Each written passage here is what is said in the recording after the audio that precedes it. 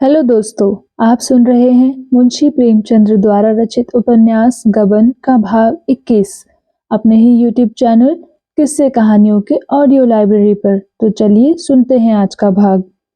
Police station के दफ्तर में इस समय एक बड़ी मेज के सामने 4 आदमी बैठे हुए थे। एक दारोगा थे, गोरे से, शौकीन, जिनकी बड़ी बड़ी आंखों में कोमलता की झलक थी। उनकी बगल में नायब दारोगा थे। यह सिख थे, बहुत हंसमुख, सजीवता के पुतले, गेहुआ रंग, सुडौल, सुगठित शरीर। सिर पर केश था, हाथों में कड़े, पर सिगार से परहेज न करते थे। मेज की दूसरी तरफ इंस्पेक्टर और डिप्टी सुपरिटेंडेंट बैठे हुए थे। इंस्पेक्टर अधेड़, सांवला, लंबा आदमी था। कौड़ी की सी आंखें, फूले हुए गाल और ठिगना कद। डिप्टी सुपरिटेंडेंट लंबा, छरहरा जवान था, बहुत ही विचारशील और अल्पभाषी। इसकी लंबी नाक और ऊंचा मस्तक उसकी कुलीनता के साक्षी थे। डिप्टी ने सिगार का एक कश लेकर कहा, बाहरी गवाहों से काम नहीं चल सकेगा। इनमें से किसी को अप्रूवर बनना होगा और कोई अल्टरनेटिव नहीं है। इंस्पेक्टर ने दारोगा की ओर देखकर कहा, हम लोगों ने कोई बात उठा तो नहीं रखी, हलफ से कहता हूँ। सभी तरह के लालच देकर हार गए। सबों ने ऐसी गुट कर रखी है कि कोई टूटता ही नहीं।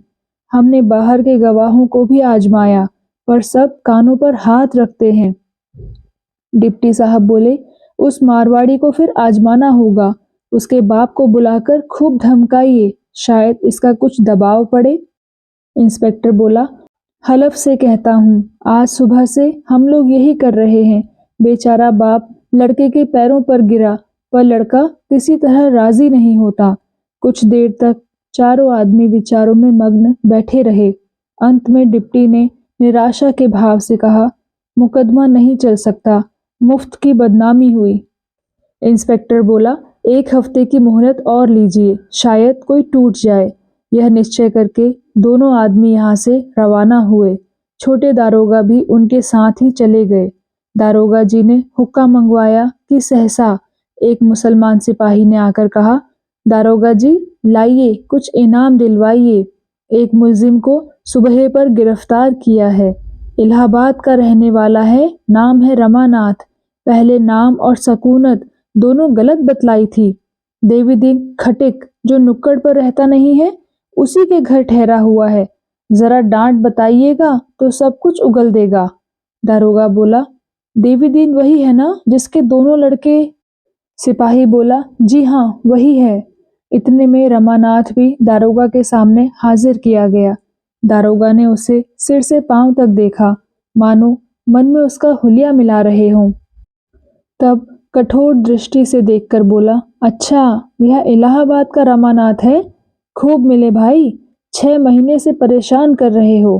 कैसा साफ हुलिया है कि अंधा भी पहचान ले। यहाँ कब से आए हो? कांस्टेबल ने रमा को परामर्श दिया, सब हाल सच सच कह दो तो तुम्हारे साथ कोई सख्ती ना की जाएगी। रमा ने प्रसन्न चित्त बनने की चेष्टा करके कहा, अब तो आपके हाथ में हूँ, रियायत कीजिए या सख्ती कीजिए। इलाहाबाद की म्यूनिसिपैलिटी में नौकर था।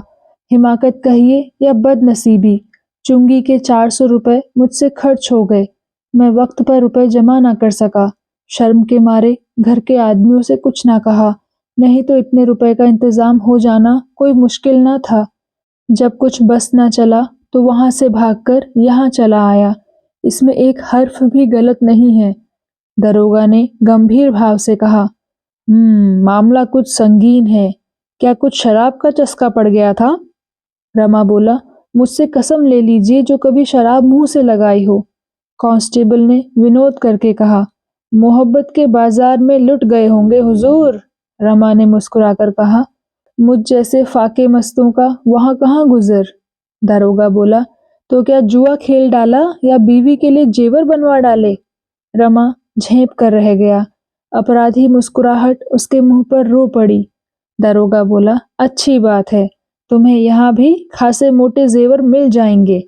एकाएक बूढ़ा देवीदीन आकर खड़ा हो गया। दारोगा ने कठोर स्वर में कहा, क्या काम है यहाँ? देवीदीन बोला, हुजूर को सलाम करने चला आया। इन बेचारे पर दया की नजर रहे हुजूर, बेचारे बड़े सीधे आदमी हैं। दारोगा बोला, बच्चा सरकारी मुलजिम को घर में छिपाते हो, उस पर सिफारिश करते हो। देवी दीन बोला, मैं क्या सिफारिश करूंगा हुजूर, 2 कौड़ी का आदमी हूँ। दारोगा बोला, जानता है इन पर वारंट है, सरकारी रुपए गबन कर गए हैं। देवी दीन बोला, हुजूर भूल चूक आदमी से ही तो होती है, जवानी की उम्र है ही, खर्च हो गए होंगे। यह कहते हुए देवी दीन ने 5 गिन्नियां कमर से निकालकर मेज पर रख दी। दारोगा ने तड़प कर कहा, यह क्या है? देवी दीन बोला, कुछ नहीं है, हुजूर को पान खाने को। दारोगा बोला, रिश्वत देना चाहता है, क्यों? कहो तो बच्चा इसी इल्जाम में भेज दूं। देवी दीन बोला, भेज दीजिए सरकार, घरवाली लकड़ी कफन की फिक्र से छूट जाएगी, वहीं बैठा आपको दुआ दूंगा। दारोगा बोला, अबे इन्हें छुड़ाना है तो 50 गिन्नियां लाकर सामने रखो, जानते हो इनकी गिरफ्तारी पर 500 रुपए का इनाम है। देवी दीन बोला, आप लोगों के लिए इतना इनाम क्या है, यह गरीब परदेसी आदमी है, जब तक जिएंगे आपको याद करेंगे। दारोगा बोला, बकबक मत कर, यहाँ धर्म कमाने नहीं आया हूँ। देवी दीन बोला, बहुत तंग हूँ हुजूर, दुकानदौरी तो नाम की है। कांस्टेबल बोला, बुढ़िया से मांग जाके। देवी दीन बोला, कमाने वाला तो मैं ही हूँ भैया, लड़कों का हाल जानते ही हो, तन पेट काट कर कुछ रुपए जमा कर रखे थे, सो अभी 7 धाम किए चला आता हूँ, बहुत तंग हो गया हूँ। दारोगा बोला, तो अपनी गिन्नियां उठा ले, इसे बाहर निकाल दो जी। देवी दीन बोला, आपका हुक्म है तो लीजिए, जाता हूँ, धक्के क्यों दिलवाइएगा। दारोगा कांस्टेबल से बोला, इन्हें हिरासत में रखो, मुंशी से कहो इनका बयान लिख लें।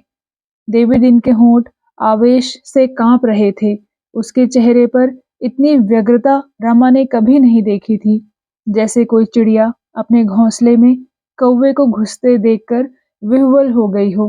वह 1 मिनट तक थाने के द्वार पर खड़ा रहा, फिर पीछे फिरा और एक सिपाही से कुछ कहा, तब लपका हुआ सड़क तक चला गया, मगर एक ही पल में फिर लौटा और दरोगा से बोला, हुजूर 2 घंटे की मोहलत ना दीजिएगा।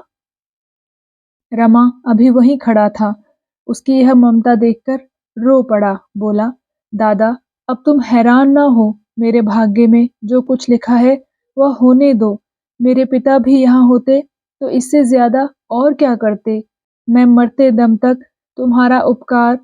उसने इतना ही कहा था कि देवी दीन ने आंखें पोंछते हुए कहा, कैसी बातें करते हो भैया, जब रुपयों पर आई तो देवी दीन पीछे हटने वाला आदमी नहीं है, इतने रुपए तो एक एक दिन जुए में हार जीत गया हूँ, अभी घर बेच दूं तो 10,000 की मालियत है, क्या सिर पर लाद कर ले जाऊंगा। दारोगा जी अभी भैया को हिरासत में ना भेजो, मैं रुपए की फिक्र करके अभी आता हूँ। देवी दीन चला गया तो दारोगा जी ने सहृदयता से भरे हुए स्वर में कहा, है तो खुर्राट मगर बड़ा नेक, तुमने इसे कौन सी बूटी सुंघा दी। रमा ने कहा, गरीबों पर सभी को रहम आता है। दारोगा ने मुस्कुराकर कहा, पुलिस को छोड़कर, इतना और कहिए, मुझे तो यकीन नहीं कि 50 गिन्नियां लावे। रमा बोला, अगर लाए भी तो उससे इतना बड़ा तावान नहीं दिलाना चाहता, आप मुझे शौक से हिरासत में ले लें। दारोगा बोला, मुझे 500 के बदले 650 मिल रहे हैं तो क्यों छोड़ूं, तुम्हारी गिरफ्तारी का इनाम मेरे किसी दूसरे भाई को मिल जाए तो क्या बुराई है। रामा बोला, जब मुझे चक्की पीसनी है तो जितनी जल्द पीस लूं उतना ही अच्छा, मैंने समझा था मैं पुलिस की नजरों से बचकर रह सकता हूँ, अब मालूम हुआ कि यह बेकली और आठों पहर पकड़ लिए जाने का खौफ जेल से कम जानलेवा नहीं। दरोगा को एकाएक जैसे कोई भूली हुई बात याद आ गई, मेज के दराज से एक मिसल निकाली, उसके पन्ने इधर उधर उल्टे, तब नम्रता से बोले, अगर मैं कोई ऐसी तरकीब बतलाऊं कि देवी दीन के रुपए भी बच जाएं और तुम्हारे ऊपर भी हर्फ ना आए तो कैसा हो। रमा ने अविश्वास के भाव से कहा, ऐसी कोई तरकीब है, मुझे तो आशा नहीं। दारोगा बोला, अजी साई के 100 खेल हैं, उसका इंतजाम मैं कर सकता हूँ, आपको महज एक मुकदमे में शहादत देनी पड़ेगी। रमा ने पूछा, झूठी शहादत होगी। दरोगा बोला, नहीं बिल्कुल सच्ची, बस समझ लो आदमी बन जाओगे, म्यूनिसिपैलिटी के पंजे से तो छूट ही जाओगे, शायद सरकार परवरिश भी करे। यूं अगर चालान हो गया तो 5 साल से कम की सजा ना होगी। मान लो इस वक्त देवी तुम्हें बचा भी ले तो बकरे की माँ कब तक खैर मनाएगी, जिंदगी खराब हो जाएगी। तुम अपना नफा नुकसान खुद समझ लो, मैं जबरदस्ती नहीं करता। दारोगा जी ने डकैती का वृत्तांत कह सुनाया। रमा ऐसे कई मुकदमे समाचार पत्रों में पढ़ चुका था। संशय के भाव से बोला, तो मुझे मुखबिर बनना पड़ेगा और यह कहना पड़ेगा कि मैं भी इन डकैतियों में शरीक था। यह तो झूठी शहादत हुई। दरोगा बोला, मामला बिल्कुल सच्चा है, आप बेगुनाहों को ना फंसाएंगे। वही लोग जेल जाएंगे जिन्हें जाना चाहिए, फिर झूठ कहाँ रहा। डाकुओं के डर से यहाँ के लोग शहादत देने पर राजी नहीं होते, बस और कोई बात नहीं। यह मैं मानता हूँ कि आपको कुछ झूठ बोलना पड़ेगा, लेकिन आपकी जिंदगी बनी जा रही है, इसके लिहाज से तो इतना झूठ कोई चीज नहीं। खूब सोच लीजिए, शाम तक जवाब दीजिएगा। रमा के मन में बात बैठ गई। अगर एक बार झूठ बोलकर वह अपने पिछले कर्मों का प्रायश्चित कर सके और भविष्य भी सुधार ले तो पूछना ही क्या, जेल से तो बच जाएगा। इसमें बहुत आगा पीछा की जरूरत ही ना थी। हाँ, इसका निश्चय हो जाना चाहिए कि उस पर फिर म्यूनिसिपैलिटी अभियोग ना चलाएगी और उसे कोई अच्छी जगह मिल जाएगी। वह जानता था पुलिस को गरज है और वह मेरी कोई वाजिब शर्त अस्वीकार न करेगी। इस तरह बोला मानो उसकी आत्मा धर्म और अधर्म के संकट में पड़ी हुई है। मुझे यही डर है कि कहीं मेरी गवाही से बेगुनाह लोग ना फंस जाएं। दरोगा बोला, इसका मैं आपको इत्मीनान दिलाता हूँ। रमा बोला, लेकिन कल को म्यूनिसिपैलिटी मेरी गर्दन नापे तो मैं किसे पुकारूंगा। दरोगा बोला, मजाल है म्यूनिसिपैलिटी चूं कर सके, फौजदारी के मुकदमे में मुद्दई तो सरकार ही होगी। जब सरकार आपको मुआफ कर देगी तो मुकदमा कैसे चलाएगी। आपको तहरीरी मुआफीनामा दे दिया जाएगा साहब। रमा ने पूछा, और नौकरी। दारोगा बोला, वह सरकार आप इंतजाम करेगी। ऐसे आदमियों को सरकार खुद अपना दोस्त बनाए रखना चाहती है। अगर आपकी शहादत बढ़िया हुई और उस फरीक के जिरहों के जाल से आप निकल गए तो फिर आप पारस हो जाएंगे। दरोगा जी ने उसी वक्त मोटर मंगवाई और रमा को साथ लेकर डिप्टी साहब से मिलने चल दिए। इतनी बड़ी कारगुजारी दिखाने में विलंब क्यों करते। डिप्टी से एकांत में खूब जीट उड़ाई। इस आदमी का यों पता लगाया, उसकी सूरत देखते ही भांप गया कि मफरूर है, बस गिरफ्तार ही तो कर लिया। बात सोलह आने सच निकली। निगाह कहीं चूक सकती है हुजूर, मुजरिम की आंखें पहचानता हूँ। इलाहाबाद की म्यूनिसिपैलिटी के रुपए गबन करके भागा है। इस मामले में शहादत देने को तैयार है। आदमी पढ़ा लिखा, सूरत का शरीफ और ज़हीन है। डिप्टी ने संदिग्ध भाव से कहा, हाँ आदमी तो होशियार मालूम होता है। दरोगा बोला, मगर मुआफीनामा लिए बगैर इसे हमारा एतबार ना होगा। कहीं इसे यह शुबहा हुआ कि हम लोग इसके साथ कोई चाल चल रहे हैं तो साफ निकल जाएगा। डिप्टी बोला, यह तो होगा ही, गवर्नमेंट से इसके बारे में बातचीत करनी होगी। आप टेलीफोन मिलाकर इलाहाबाद पुलिस से पूछिए कि इस आदमी पर कैसा मुकदमा है। यह सब तो गवर्नमेंट को बताना होगा। दारोगा जी ने टेलीफोन डायरेक्टरी देखी, नंबर मिलाया और बातचीत शुरू हुई। डिप्टी ने पूछा, क्या बोला। दारोगा बोला, कहता है यहाँ इस नाम के किसी आदमी पर मुकदमा नहीं है। डिप्टी बोला, यह कैसा है भाई, कुछ समझ में नहीं आता। इसने नाम तो नहीं बदल दिया। दारोगा बोला, कहता है म्यूनिसिपैलिटी में किसी ने रुपए गबन नहीं किए, कोई मामला नहीं है। डिप्टी ने कहा, ये तो बड़ी ताज्जुब की बात है। आदमी बोलता है मैं रुपया लेकर भागा, म्यूनिसिपैलिटी बोलता है कोई रुपया गबन नहीं किया। यह आदमी पागल तो नहीं है। दरोगा बोला, मेरी समझ में कोई बात नहीं आती। अगर कह दें कि तुम्हारे ऊपर कोई इल्जाम नहीं है तो फिर उसकी गर्द भी ना मिलेगी। डिप्टी बोला, अच्छा म्यूनिसिपैलिटी के दफ्तर से पूछिए। दरोगा ने फिर नंबर मिलाया, सवाल जवाब होने लगा। दरोगा ने पूछा, आपके यहाँ रमानाथ कोई क्लर्क था। जवाब मिला, जी हाँ था। दरोगा ने पूछा, वह कुछ रुपए गबन करके भागा है। जवाब आया, नहीं, वह घर से भागा है पर गबन नहीं किया। क्या वह आपके यहाँ है। दरोगा बोला, जी हाँ, हमने उसे गिरफ्तार किया है। वह खुद कहता है कि मैंने रुपए गबन किए, बात क्या है। जवाब मिला, पुलिस तो लाल बुझक्कड़ है, जरा दिमाग लड़ाइए। दरोगा बोला, यहाँ तो अक्ल काम नहीं करती। जवाब मिला, यही क्या, कहीं भी काम नहीं करती। सुनिए, रमानाथ ने मीजान लगाने में गलती की, डरकर भागा। बाद को मालूम हुआ कि तहवील में कोई कमी न थी। आई बात समझ में? डिप्टी बोला, अब क्या करना होगा खां साहब, चिड़िया हाथ से निकल गई। दरोगा बोला, निकल कैसे जाएगी हुजूर? रमानाथ से यह बात कही ही क्यों जाए? बस उसे किसी ऐसे आदमी से मिलने ना दिया जाए जो बाहर की खबरें पहुंचा सके। घर वालों को उसका पता अब लग जावेगा ही। कोई ना कोई जरूर उसकी तलाश में आवेगा। किसी को ना आने दें। तहरीर में कोई बात ना लाई जाए। जबानी इत्मीनान दिला दिया जाए। कह दिया जाए कमिश्नर साहब को मुआफीनामा के लिए रिपोर्ट की गई है। इंस्पेक्टर साहब से भी राय ले ली जाए। इधर तो यह लोग सुपरिटेंडेंट से परामर्श कर रहे थे। उधर 1 घंटे में देवीदीन लौटकर थाने आया तो कांस्टेबल ने कहा, दारोगा जी तो साहब के पास गए। देवीदीन ने घबराकर कहा, तो बाबूजी को हिरासत में डाल दिया क्या? कांस्टेबल बोला, नहीं, उन्हें भी साथ ले गए। देवीदीन ने सिर पीट कर कहा, पुलिस वालों की बात का कोई भरोसा नहीं। कह गया कि 1 घंटे में रुपए लेकर आता हूँ, मगर इतना भी सब्र न हुआ। सरकार से 5 ही 100 तो मिलेंगे, मैं 600 देने को तैयार हूँ। हाँ, सरकार में कारगुजारी हो जाएगी और क्या। वहीं से उन्हें प्रयागराज भेज देंगे। मुझसे भेंट भी ना होगी। बुढ़िया रो रो कर मर जाएगी। यह कहता हुआ देवीदीन वहीं जमीन पर बैठ गया। कांस्टेबल ने पूछा, तो यहाँ कब तक बैठे रहोगे? देवीदीन ने मानो कोड़े की काट से आहत होकर कहा, अब तो दारोगा जी से 2-2 बातें करके ही जाऊंगा, चाहे जेल ही जाना पड़े, पर फटकारूंगा जरूर, बुरी तरह फटकारूंगा। आखिर उनके भी 2 बाल बच्चे होंगे, या भगवान को जरा भी नहीं डरते?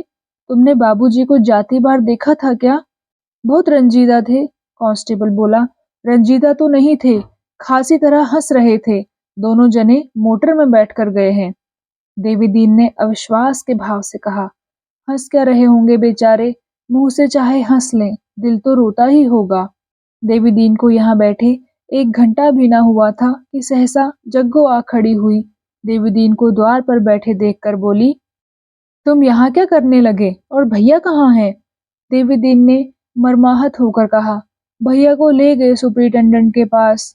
न जाने भेंट होती है कि ऊपर ही ऊपर प्रयागराज भेज दिए जाते हैं। जग्गो बोली, दरोगा जी भी बड़े वो हैं, कहाँ तो कहा था कि इतना लेंगे, कहाँ लेकर चल दिए। देवीदीन बोला, इसीलिए तो बैठा हूँ कि आवे तो 2-2 बातें कर लूं। जग्गो बोली, हाँ, फटकारना जरूर। जो अपनी बात का नहीं वह अपने बाप का क्या होगा? मैं तो खरी कहूंगी, मेरा क्या कर लेंगे? देवीदीन ने पूछा, दुकान पर कौन है? जग्गो बोली, बंद कर आई हूँ, अभी बेचारे ने कुछ खाया भी नहीं, सवेरे से वैसे ही हैं, चूल्हे में जाए वह तमाशा। उसी के टिकट लेने तो जाते थे, न घर से निकलते तो काहे कोई है बला सिर पड़ती। देवीदीन बोला, और जो उधर से ही पराग भेज दिया तो? जग्गो बोली, तो चिट्ठी तो आवेगी ही, चलकर वहीं देख आवेंगे। देवीदीन आंखों में आंसू भरकर बोला, और सजा हो जाएगी तो? जग्गो बोली, रुपए जमा कर देंगे तब काहे को होगी, सरकार अपने रुपए ही तो लेगी।